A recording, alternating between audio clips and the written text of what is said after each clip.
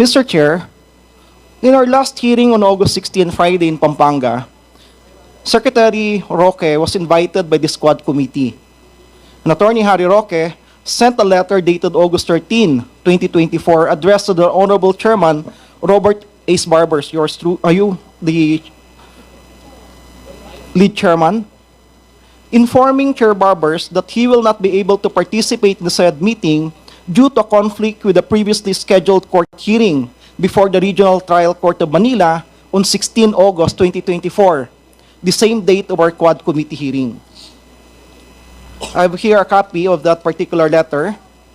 Mr. Chair, we have also in receipt here a copy of certification from Attorney Jennifer H. de la Cruz, Buendia, Clerk of Court and ex officio Sheriff of Manila, RTC Manila, stating that Attorney Harry Roque has no hearing on August 16 and did not appear in the courts of Manila on said date.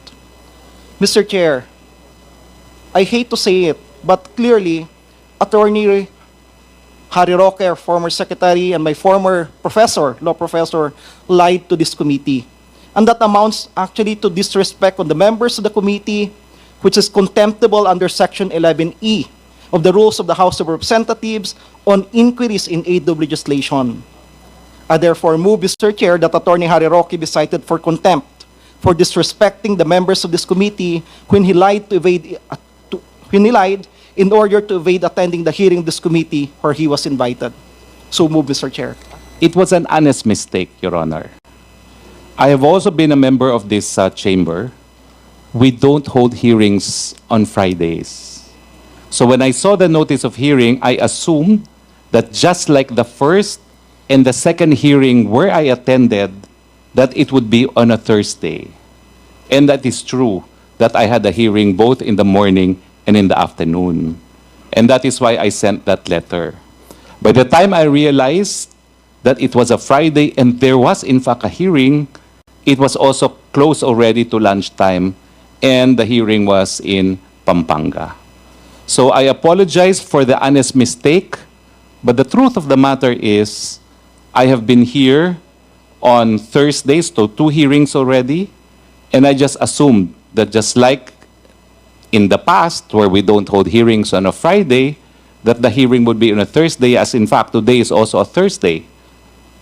So it was an instance of, okay, there's a hearing, it's on Thursday again, and I have a hearing on Thursday. That's why I sent the letter right away, not even realizing that 16 is a Friday. That was an honest mistake. Had I had any intentions not to appear, I would not have appeared today as well. But in the first 2 instances, and those were the 2 instances where I was invited, I in fact appeared. I have no wish to disrespect the very same body of which I was a part of, which I consider at some point in time as my happy place, in fact, the House of Representatives. Thank you, Your Honors. That's your fault. And you should face the consequences, di ba? Now, eto lang po. Kaya ako, of course, the intent, hindi pwede nating pag-usapan dito yung intent. Kasi, the question is, well, in fact, you're calling the chairman of this committee. Well, in fact, you text me with regards to your request for your wife to be excused in today's hearing. Now, as you mentioned, nalaman mo na after lunch, nag-hearing na sa Pampanga. Di ba? At the very least, man lang, sana you texted me, you call me, or you call the chairman na hindi po ako makarating dyan kasi nagkamali ako. But you never do it. Kaya yung question of intent, sabi ko nga, hindi pwedeng magiging basis for that possible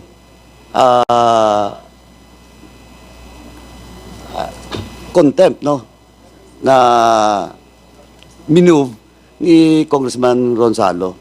Kaya ako, ang ano ko lang dito is supposedly, at the very least, again, you have texted or called us.